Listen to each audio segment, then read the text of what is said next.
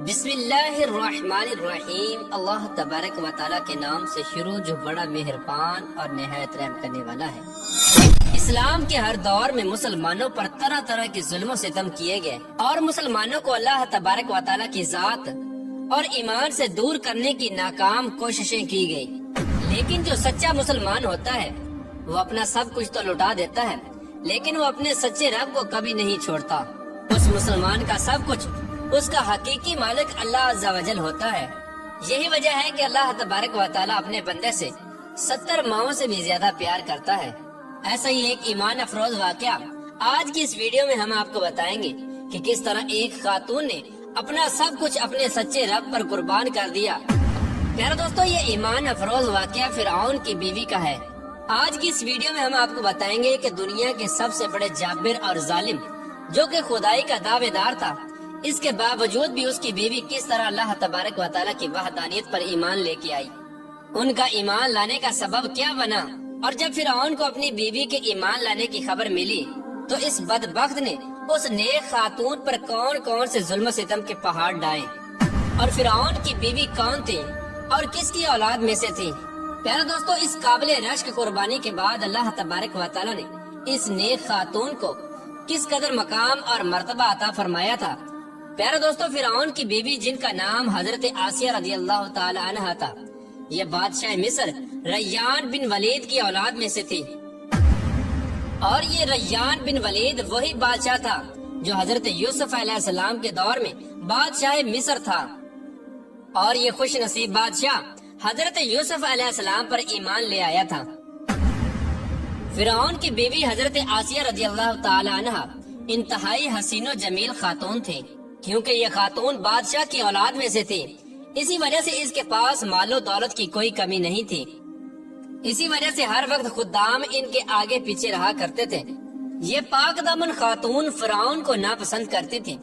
لیکن فرعون چونکہ اس وقت مصر کا بادشاہ تھا، اسی وجہ سے فرعون نے اس خوبصورت عورت کی خوبصورتی کو دیکھ کر زبردستی اس سے نکاح کر لیا تھا، جبکہ حضرت آسیہ رضی اللہ تعالی عنہ اور ان کے والدین اس نکاح سے خوش نہیں تھے، لیکن انہوں نے حالات کی مجبوری کی وجہ سے حضرت آسیہ رضی اللہ تعالی عنہ کا نکاح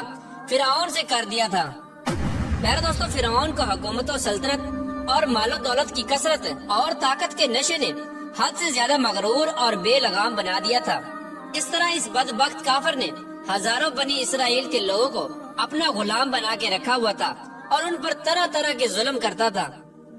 چونکہ اس بدبخت نے خدائی کا دعویٰ کر رکھا تھا، اسی لیے وہ تمام انسانوں کو اپنا غلام تصور کرتا تھا اور ان معصوم لوگوں کے ساتھ جانوروں جیسا سلوک کرتا تھا۔ چنانچہ وقت یوں ہی تیز رفتاری کے ساتھ چلتا رہا، سال مہینوں میں اور مہینے ہفتوں میں اور ہفتے دنوں میں تبدیل ہو کر گزرتے چلے گئے، اور پھر وہ وقت بھی آ گیا کہ اللہ تبارک و تعالیٰ کے پیارے نبی حضرت موسیٰ علیہ السلام اور حضرت ہارون علیہ السلام اس دنیا کے اندر تشریف لائے،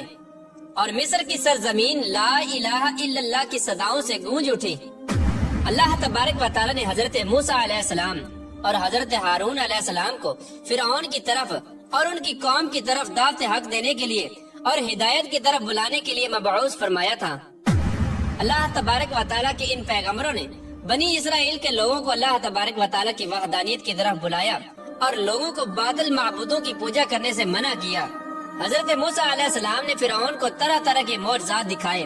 لیکن اس کے باوجود بھی یہ لوگ کفر اور سرکشی پر اڑے رہے اور اللہ تبارک و تعالیٰ کی وحدانیت کا مسلسل انکار کرتے رہے۔ اس کے باوجود بھی حضرت موسیٰ علیہ السلام فرعون کو اور بنی اسرائیل کے بدبخت لوگوں کو دعوت حق دیتے رہے۔ جب فرعون حضرت موسیٰ علیہ السلام کی اس تبلیغ سے تنگ آ گیا تو فرعون نے یہ خیال کیا کہ کیوں نہ موسیٰ علیہ السلام کو لوگوں کے سامنے جھوٹا ثابت کیا جائے۔ چنانچہ فرعون نے حضرت موسیٰ علیہ السلام کو جھوٹا ثابت کرنے کے لیے ایک خاص دن مقرر کیا، جس دن مصر کے اندر بہت بڑا میلہ لگتا تھا اور جس میلے کے اندر کثیر تعداد میں لوگ جمع ہوتے تھے۔ چنانچہ فرعون نے مصر کے تمام بڑے بڑے جادوگروں کو بلایا اور حضرت موسیٰ علیہ السلام کو جھوٹا ثابت کرنے کا کہا۔ چنانچہ جب وہ میلے کا دن آیا تو ایک وسیع و عریض میدان سجایا گیا، اور ادھر فرعون اپنی فرعونیت کے نشے میں مخمور ہو کر اپنے عالی شان تخت پر جا بیٹھا، اور سلطنت کے کونے کونے سے بلائے گئے बड़े बड़े जादूगर भी जमा हो चुके थे और इस तरह हजारों अफराद का मजमा भी जमा हो चुका था और ये हक और बातिल का अजीम तरीन मार्का था जिसको देखने के लिए बेशुमार लोग जमा हुए थे। और इधर अल्लाह तबारक व तआला के सच्चे नबी हजरत मूसा अलैहिस्सलाम और हजरत हारून अलैहिस्सलाम भी तशरीफ ला चुके थे और हजरत मूसा अलैहिस्सलाम के चेहरे अनवर पर जाहो जलाल नजर आ रहा था। चुनाचे इस अजीम मार्के का आगाज हुआ और जादूगरों ने फिरऔन की इज्जत की कसम खाकर अपने जादू की लाठियां और रस्सियां फेंकनी शुरू कर दी।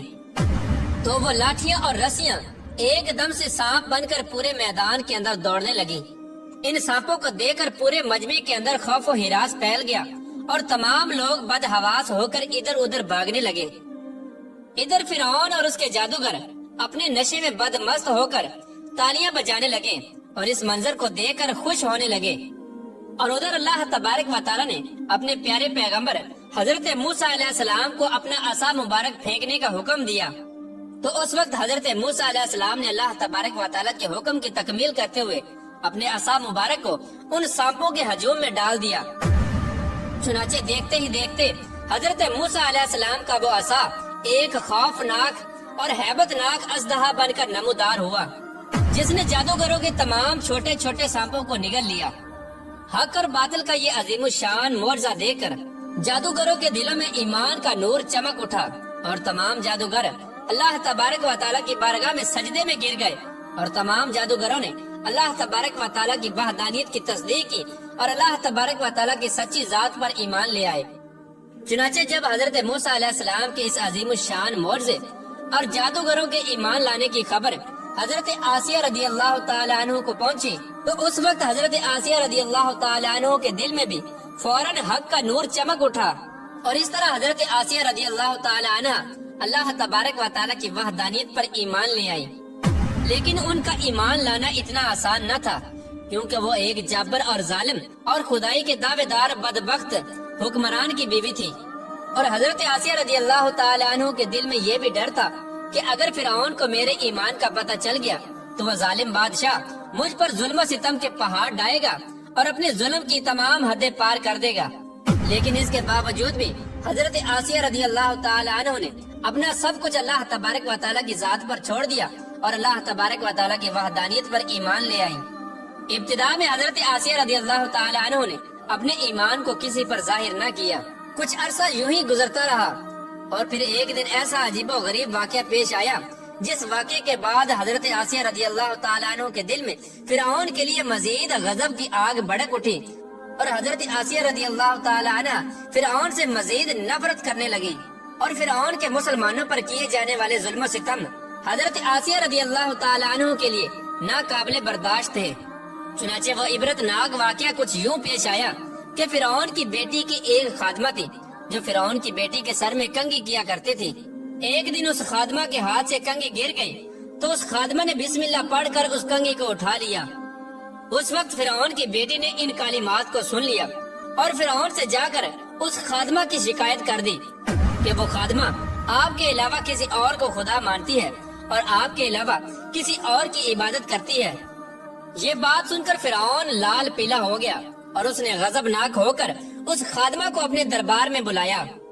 और उस खादमा के ईमान लाने की हकीकत दरियाफ्त की कि आखिरकार वो किसको खुदा मानती है। और फिरऔन उससे कहने लगा, क्या तू मेरे अलावा किसी और को खुदा मानती है? तो उस वक्त उस खादमा ने फौरन जवाब दिया कि हाँ, मेरा और तेरा रब अल्लाह अज़्ज़ा वजल है, वही वाहदहु ला शरीक है और उसके अलावा उसका कोई शरीक नहीं।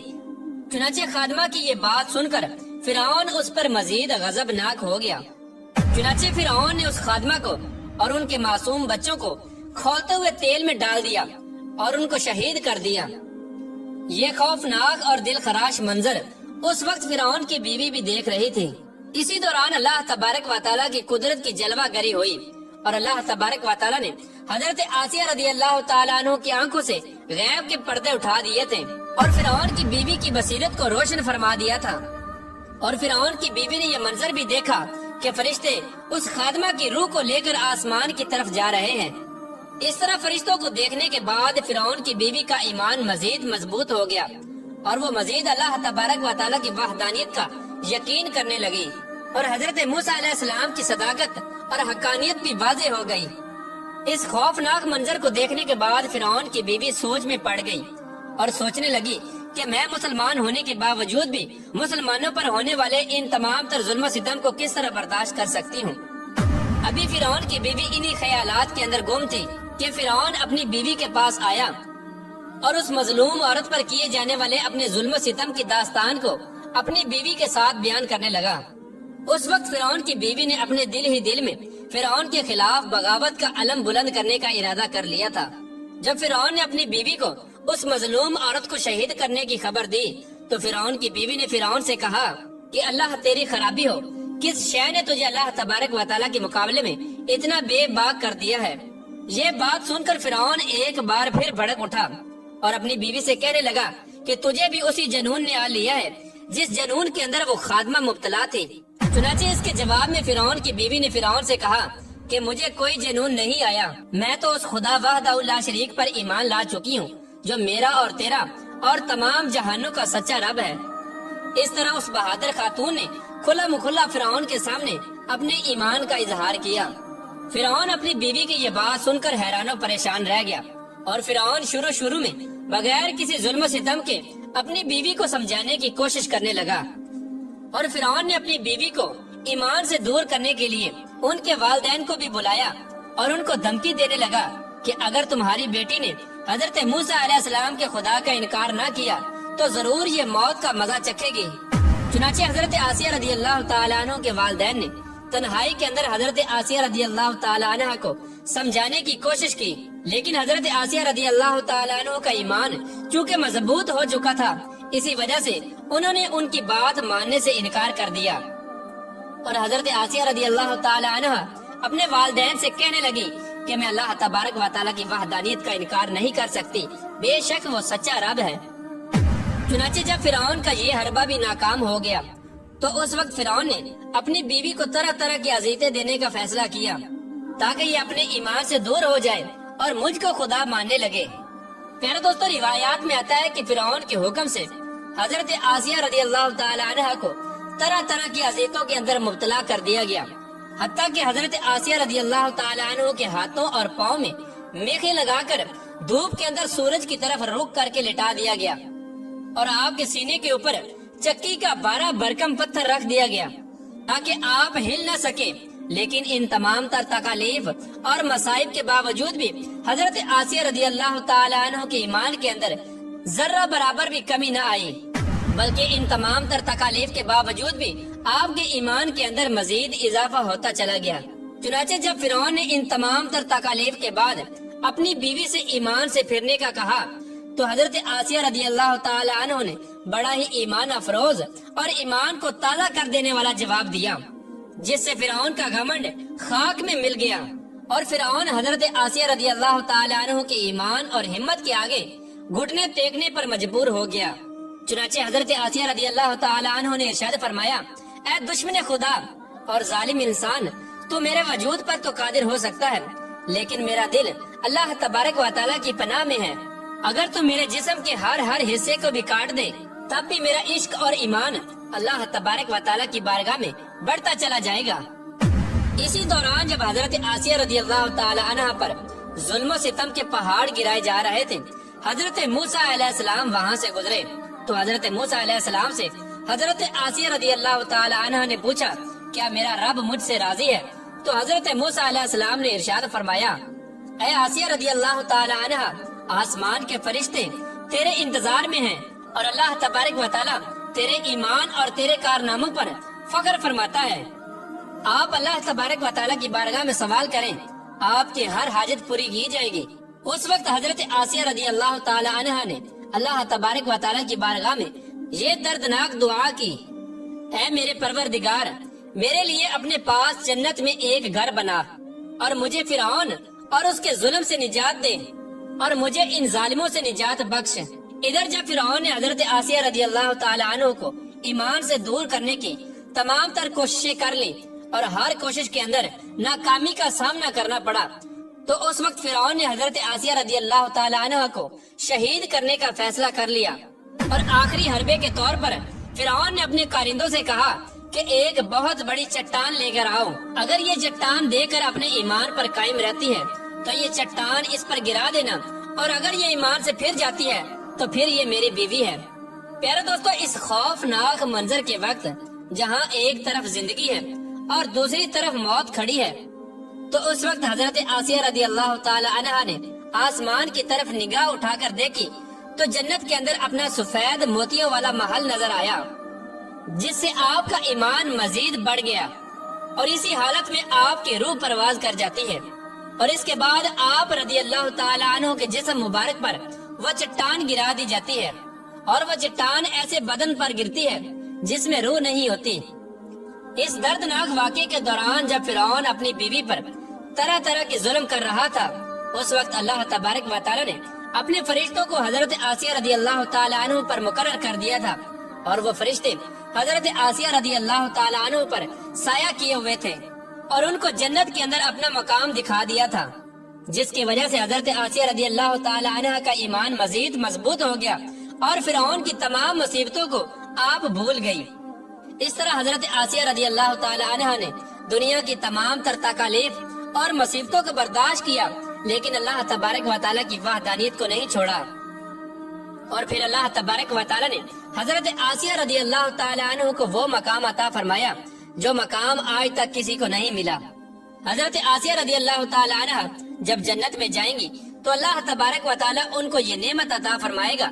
کہ وہ جنت میں حضور پاک صلی اللہ تعالی علیہ وآلہ وسلم کی زوجہ محترمہ ہوگی، اور اللہ تبارک و تعالی ان کا شمار حضور صلی اللہ تعالی علیہ وآلہ وسلم کی ازواج مطہرات میں فرمائے گا۔